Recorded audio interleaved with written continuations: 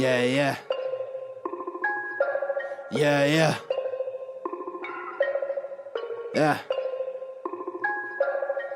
Look, Wrestling 101, classes in session. Pay attention to the teachings, that's from Andrew and Derek. I mean, these guys making a killing with no competition. Dynamic duo better than the Hardy Boys and the Dudley Boys. Everybody make some noise, mess with them, you get destroyed. They cannot be beat, take a seat. Watch them do they thing on the MIC. Face defeat, they cannot be seen like JC.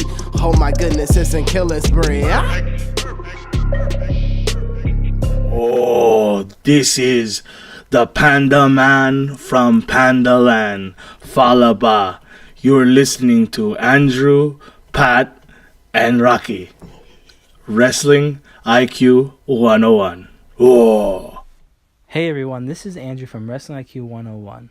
When I'm not hosting our podcast, I'm usually at collarandelbowbrand.com. That's right, Collar and Elbow is the only place that combines wrestling with street attire. And I know what you're thinking, I want to look fashionable too. And I also want to save 10%, so head over to collarandelbowbrand.com and use the promo code WIQ101 and look fashionable and save some money. And now, on with the show. Hey everyone, welcome back to another edition of Wrestling IQ 101. I'm Andrew, and remember you can follow Wrestling IQ 101 on Facebook, Twitter, and Instagram. You can subscribe right here on YouTube or on the B Plus player across all platforms. And today I'm talking with WWE former superstar and WCW former star Barry Horowitz. How's it going? Great, Andrew. Thanks for having me on. I appreciate it. Oh man, it's been an honor to talk to you, man. I'm really excited. Growing up, I was a Jewish kid. Saturday mornings I would watch you on Superstars or Monday Night Raw as a kid. I always looked up to you. My first question is, how does it feel to be, one of the few popular Jewish wrestling stars? Well, feels pretty good. And by the way, just to jump tracks, I didn't know you were Jewish. Oh, yeah. Because there's only two kinds of people in this world. Jewish people and people that wish they were Jewish.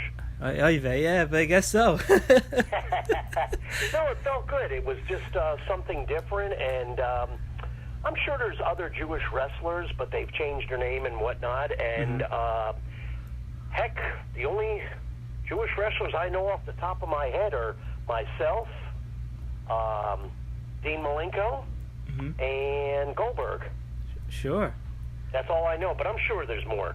Sure. Let me ask you this, because, growing up, I always wondered this because, sometimes it's kind of hard to do some of the religious things like, fast and stuff like that. Was that hard doing that on the road and traveling all the time? Nah, not really. No, not really. The only people that get out of hand are the people in Madison Square Garden and Philadelphia Spectrum in Philly. They're a bit crazy. But they're known for it, so what the hell? Sure. I gotta ask you, man, side note, this is just a funny joke. Carnegie Deli or Katz's? One more time? Carnegie Deli or Katz's? Katz's. Oh, that's my man. Yeah. Definitely. Barry, it's awesome growing up and watching you. I mean, I know you don't like the word jobber, and you were an enhancement talent for sure, and you could see that in your matches because, you stood out from a lot of the other enhancement talent that they were. I mean, from patting yourself on the back to being able to wrestle. Yeah, being able to wrestle for sure.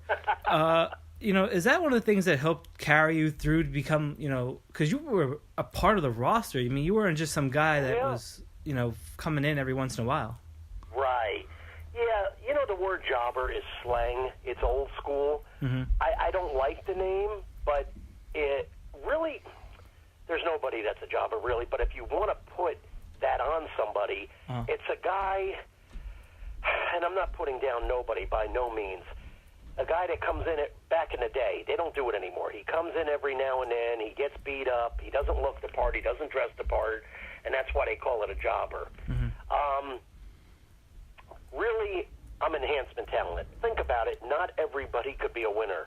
Not everybody could be Hulk Hogan, Shawn Michaels, John Cena, whatever, The Rock. You can't. It would be boring. You got to have a winner and a loser. Same in the movies.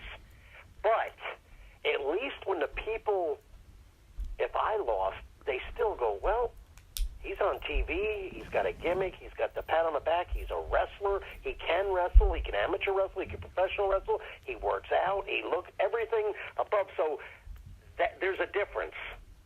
There's a big difference of enhancement and enhancement. Sure. So that's where I'm going with that. Yeah, absolutely. Plus I've been pushed numerous places besides the WWE, and I was pushed into house shows and so forth. So it wasn't like I couldn't get the job done of a main eventer or a semi-main eventer. I've been there and done that. So. Sure, and one of the places you did that was Florida, championship. When you won that NWA title, holding that above your head, I mean, how did that feel? I mean, did you feel like this is something that you could do, regularly now? You mean, when I won the Florida heavyweight title from Mike Graham in his actual hometown of Tampa, Florida, that was huge. And why? I grew up in Florida. I wrestled in Florida amateurly. I went to FSU. Back in the day, to be part of NWA Championship Wrestling from Florida, Gordon Soley, it was big time. And I never thought I'd be a part of that, never. And I got to be a part of that. And not only do I get to be a part of it, but I get to be a part of the storyline and the Florida Heavyweight Champion. Because back in the day, Florida Heavyweight Champion was like, I would say, probably the Intercontinental title right now. Normally, the next step would be world title. So it was an honor to have that, because there's been a lot of great Florida heavyweight champions off the top of my mind. I don't mean to leave anybody out, but Jack Briscoe, Brian Blair, Steve Kern, Paul Jones. I'm sure there's a ton more, but now Barry Horowitz. So, yeah, it's pretty cool. Pretty cool. Yeah, it's an awesome class to be a part of for sure. I mean, real real wrestling royalty in there for sure. What I find interesting is, it reminds me of James Ellsworth. He was on WWE a couple of years ago. He came in as enhancement talent, and he was a guy who just happened to get a spot. I mean, kind of similar to you. Well, you know what? You could earn a spot too. And some people, you could be fantastic and you still won't get a spot. But you could say, when you put your head on the pillow at night, at least I tried. At least I did what they said. At least I showed up.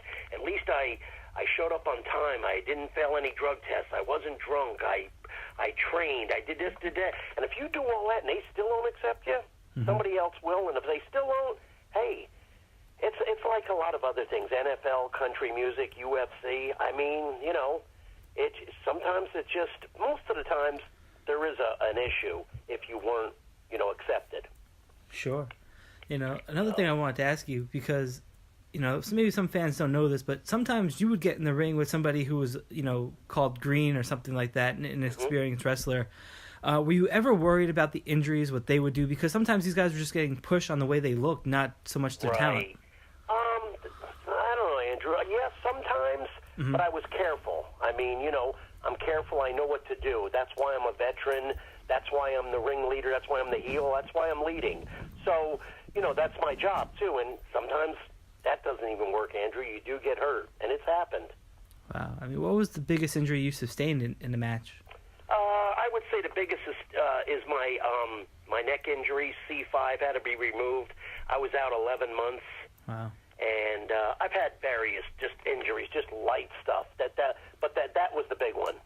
Wow, I'm sorry to hear that, man. But at least you're okay now, right? Yes, definitely. Awesome. Oh, yeah. It's crazy because you hear all these stories about the Clique taking over the WWE, and you were there at the time when they're at their height. Did you have any problems with those guys? Were they ever, you ever see them do anything? No, not really. No, heck no. No, not at all. And one of my favorite guys is Kevin Nash. I respect him. Dude is 7 foot tall. He could work. He could wrestle. Good guy. He was in one of my favorite movies, The Longest Yard. That is a great movie. And he's just an all-around good guy, too. Yeah, I attest to that. I met him a couple of times, and yeah, he always polite man. He's very nice. Yes, very polite. So, yeah. That's awesome. Growing up for me, my two idols, Shawn Michaels and Bret Hart, you got to actually wrestle both of those guys. Yep. How was it comparing styles? Because Shawn Michaels is a little flashy, Bret Hart more technical. Actually, well, I would say Shawn Michaels is flashy and technical, and Bret was more technical. So, yeah, there was a little bit of difference with them, but for the most part, very similar with techniques and so forth, and definitely a pleasure and an honor to wrestle both of them. That's absolutely awesome, and it's cool because, you have to be good enough to be in the ring with somebody, even in a movie, right? You have to be at least good enough to be in the movie with some of these mainstay actors, So it's kind of cool that, you were able to do this for so long and get noticed. Yep, you're right. Thank you. Yeah. One of the things that I thought was kind of funny growing up was, you teamed up with Hakushi for a little bit. You had some matches with him. You were teaming up. How was it wrestling and teaming up with him?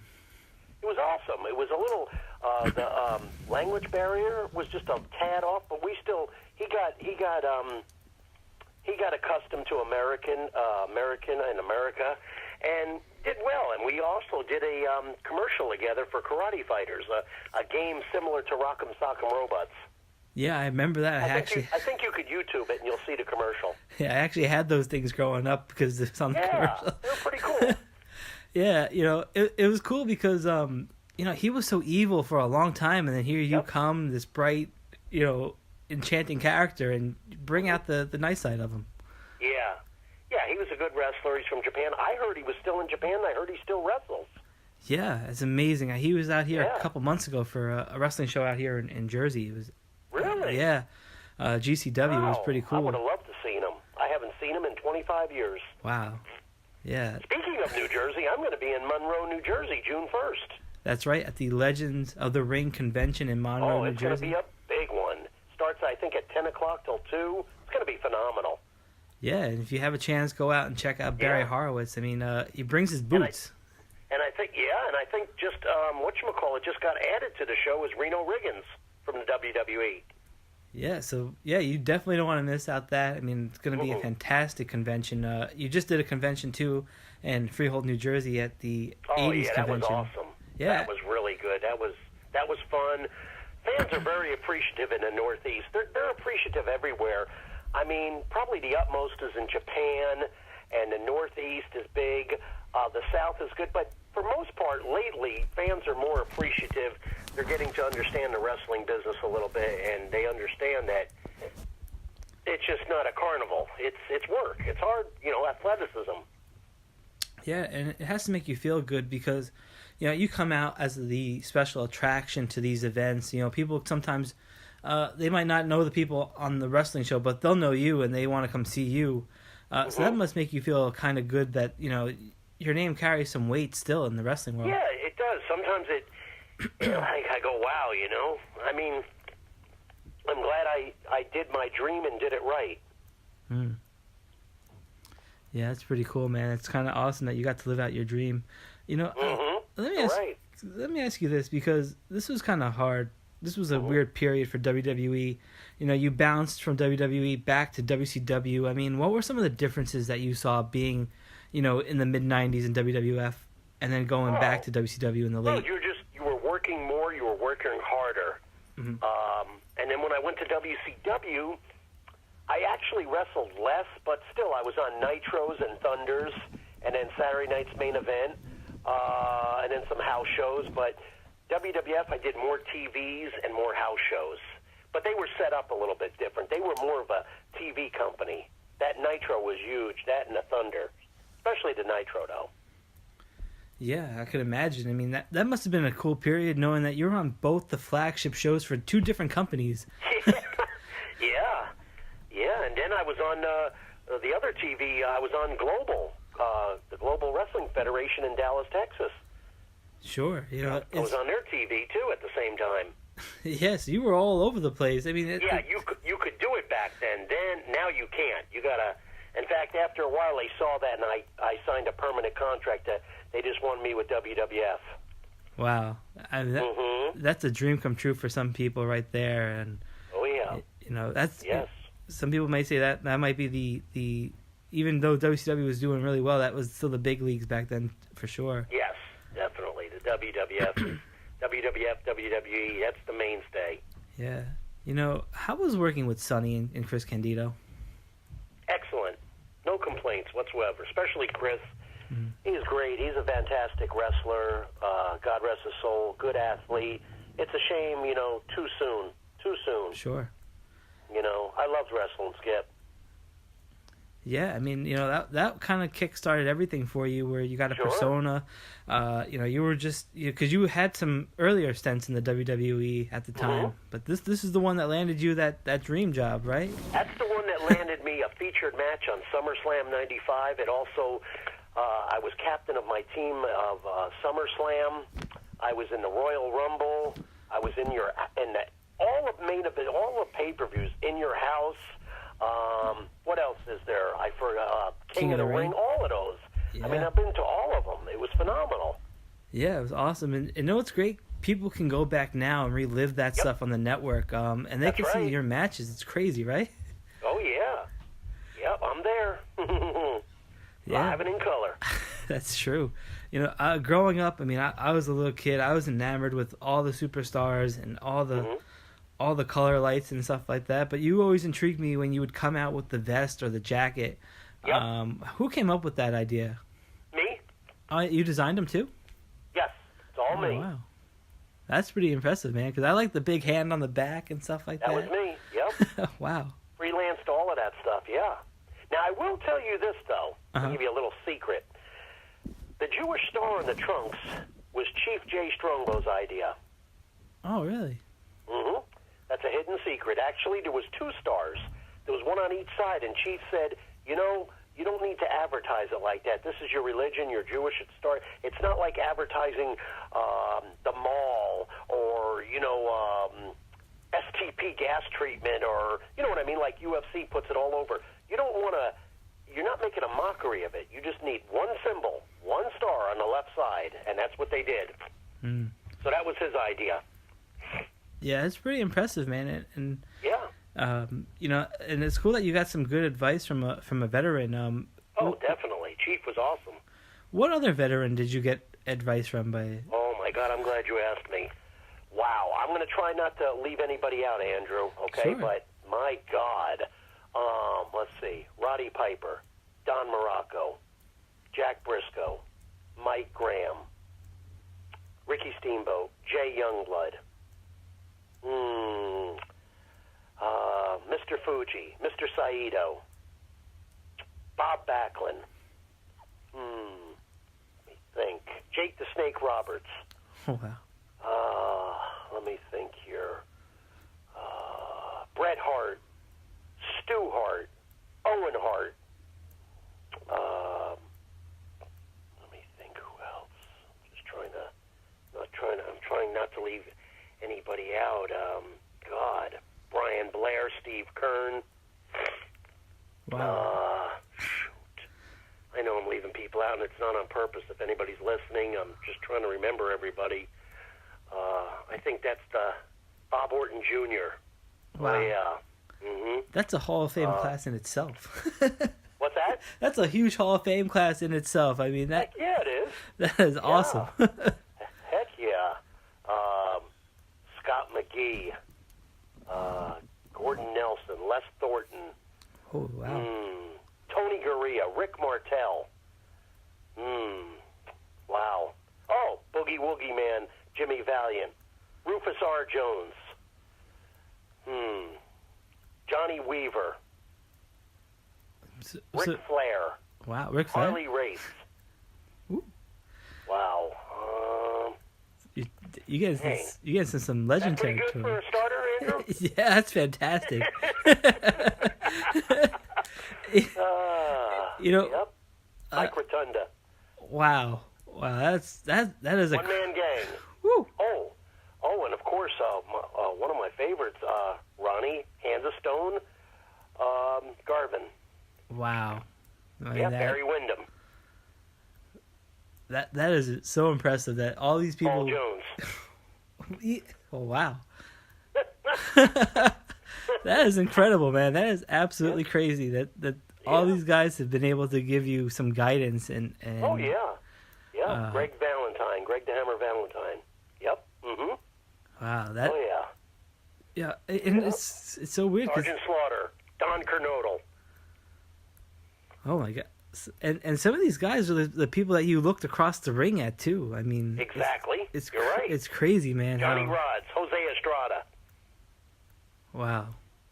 I mean, Mm-hmm. you talk about that is a Oh, all the Samoans, especially Jimmy Snuka and Afa and Sika. oh yeah. I mean, right? Because they train people too, right? Now they train Yes, people. they do. And Yeah, I think they train people out of Pennsylvania. yeah, They're awesome guys, awesome athletes. I Yeah. love Samoans. yeah. They're amazing. I met Samu. I got to interview him once for a little bit, and you could see it. The love in his eyes still for this. Oh, yeah. is Definitely. amazing. Yes, sir. Mm-hmm. You can, that's one thing you could feel. You could feel the passion, even in his son Lance. That torch has been passed, but it had to come with the. Like he had to. You could tell that he feels that passion. Oh, for yeah, it too. the passion. I know what you're saying. Yeah, it wasn't just given. It was earned, right, for sure. Definitely, without a doubt. It's So, if you don't mind, before I forget, I just wanted to plug that I'm new on Facebook. If all my fans, promoters, people want me to come to their events or want to hire Barry Horowitz at the new promotion in Jacksonville, Florida, or the WWE to be one of their personal trainers or help coach new athletes, that's my passion and forte, and my new Facebook page. So I just wanted to get that out there. And also, if you go to WWE.com, I'm on there. And also MrTechnical.info, BarryHorowitz.com. I'm full of stuff. I'm a plethora of knowledge. yeah, and that's awesome that you want to give back, and that's a passion of yours. Oh, yeah. How does it feel when young guys come up to you at these shows and they say, Barry, what are some of the keys to making it? What do you sometimes tell them? It's a shame, Andrew. That's a great question. If 10 guys are in the building, what you just said, what you just explained to me about 10 young guys, I'm going to say 2 of them come up. Really? Other 8 don't know any better, or they think that I'm older than them and they think they're it. They got another thing coming. First of all, you need to dance where I danced. And maybe you will and maybe you won't. Mm-hmm. So it's a sign of disrespect, really. Because when I was growing up in the business, like a guy or not, in wrestling, you're taught to shake hands and, hey, how you doing, and so forth, and keep your comments to yourself. But there is some guys, I will admit, I was up in New Jersey in December, and very group of guys, there was like 10, even women too, very respectful. You could tell they meant it. If they asked me questions, they didn't. And then you got the other ones that think, that they think they're it. When they've been in the wrestling business 2 weeks and had 10 matches. But they know everything now. Wow, it's It's weird. like me going up to Garth Brooks and saying, I know how to do country music. No, I don't. I just listen to it. It's my hobby. Sure. See what I'm saying? Sure, absolutely. And it is, a fair assessment because, I mean, you earned a spot. You were on the Right. WWE thing. I mean, on the roster, and you knew. Right. You had the common sense to know you had an opportunity and take it when you had it, right? That's it. So basically, in a nutshell, without going in through everything, just tell them this: I'm Mr. Technical, and you're not. absolutely, and You know what I mean? Yeah. Because there's a lot of great wrestlers out there, but Barry Horowitz wrestles great. Sure, absolutely. That's people. I think everyone can concur with that. I think so. It was cool because Not brag, just fact. yeah, right. Right? If it is a fact, you can't argue with it. I was going through some of the matches that you had before, and I was watching them and preparing for this interview, and it's incredible. I mean, you were looking across the ring at guys like Dusty Rhodes and Mick Foley and the Ultimate Warrior, Roddy Piper and Sting. Oh yeah. And one of my personal favorites, wrestling superstar Virgil. It's crazy that this is something that you got paid to do, right? Yeah. Yep. Most professional professional athletes do get paid, Andrew. Yeah, sure. But it's crazy because I know what you're saying. You know, you helped maybe enhance, give these characters a new light, maybe that they didn't have before. Yep. AKA Star Maker. Star Maker. Hey, you like that? That's I'm quoting Tim Lightning Horner. Oh, okay. Yeah, he always used to say that. Pretty cool. Yeah, it is. Him and Brad Armstrong. Brad, Star Maker. We're Star Makers. Do you have any good ribs or road stories you could share that they're PG enough? I don't personally. I thought that was childish. The ribs. I think they've even stopped that. Friendly ones, not drastic ones. Just. I was never involved in any of that kind of stuff. I'm not into that. I don't put that stuff over. It's just who cares, I got too much on. I got my match on my mind. Mm-hmm. I got my airline tickets on my mind. I got traveling on my mind. My family on my mind. The gym training on my mind. I don't have time for ha-ha and gaga. Yeah. When you weren't wrestling, what were some of your things that you liked to do when you were at home? Oh, well, basically, at home, spend time with my family, love watching movies, love going to the gym, and love my country music. Okay, yeah, you alluded to that before.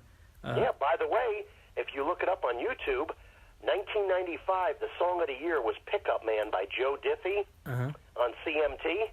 And you'll see Mr. Technical Barry Horowitz in there with his Billy Ray Cyrus mullet, patting himself on the back with a black tank top on. Oh, that's awesome. Oh, yeah, I was in that. It was awesome, too, because that was the video of the year in 95, the Pickup Man by Joe Diffie. Yep, and I was in that 4 times, 4 different angles. Pickup Man, I'm definitely going to check that out. Look at that, yeah. I wrote that down. Next time I talk to you, you're going to say, oh, my God, I saw you. You were telling the truth. Well, yeah, that's cool. I mean, knowing that you got opportunities outside of wrestling is pretty unique, I lived right? in Nashville for 10 years also, and I got to be friends with the country music community, and that's my hobby. I mean, I'm from Florida, but I was wrestling there because I was in Mid-South Championship Wrestling, Jarrett Promotions. So I lived there for 10 years, and then I moved on to WWE for the second time. Yeah. I have 2 more questions for you.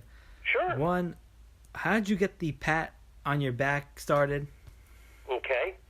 That started really pretty wild. It was like I started in a youth center in St. Petersburg, Florida, amateur wrestling. Then I progressed to junior high, high school, and college. And I think it was at it was young in my career, young in my amateur career, that I had a match, and I thought I was just jumping up and down. I won, and I don't know what made me do it. You pat yourself on the back, and I did it kind of half-ass, not like I do it now, more showman type now, and I got disqualified because, it's amateur and it's not professional, and then I thought about it, and I just kept it in the back of my mind, kept it in the computer, if you will, and then I said, hey, I need to do this as a heel. Nobody does this. So that's how I did it. So I started off slowly. You don't want to overdo it, but when I'm introduced or if I win or I'm about to do a good move or after a beautiful suplex, I got to give myself a pat on the back, Andrew. I have to. Yeah, if I was there, I'd give you one too. That's how that started. Yeah, and it's stuck like glue. Yeah, it would follow you your whole career, absolutely. Yes, sir. And the other thing is, you're standing in that ring. The last question is you're standing in that ring and knowing that the Undertaker is walking down that aisle. I mean, how do you not bring some extra underwear?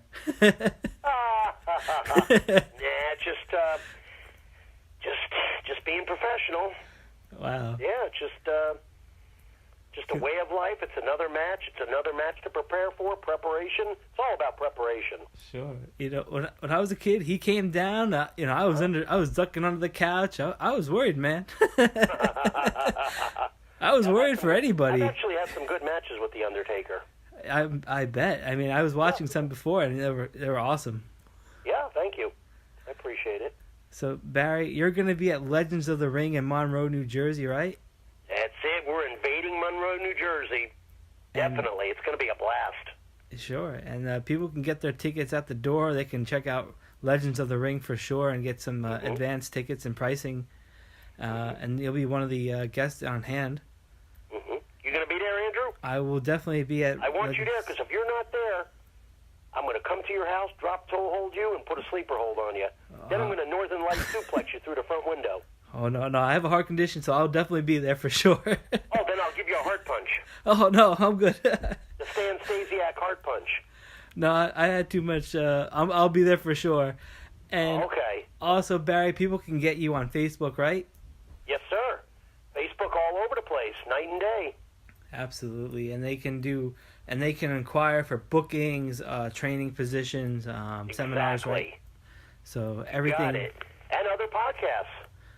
Oh yeah, there are other ones out there. Oh, there's a ton. But Barry, I really want to thank you for all the memories and thank you, Andrew, coming on here today and just spending some time with me on the phone. Oh yeah, it was awesome. And it was a pleasure. I hope all the fans enjoy it, and I hope they like it as much as you and I. Yeah, I hope so too. And it was a pleasure meeting you a couple weeks ago at iPlay in Freehold, New Jersey. And for us, this has been Wrestling IQ 101. You can follow us on Facebook, Twitter, and Instagram at Wrestling IQ 101.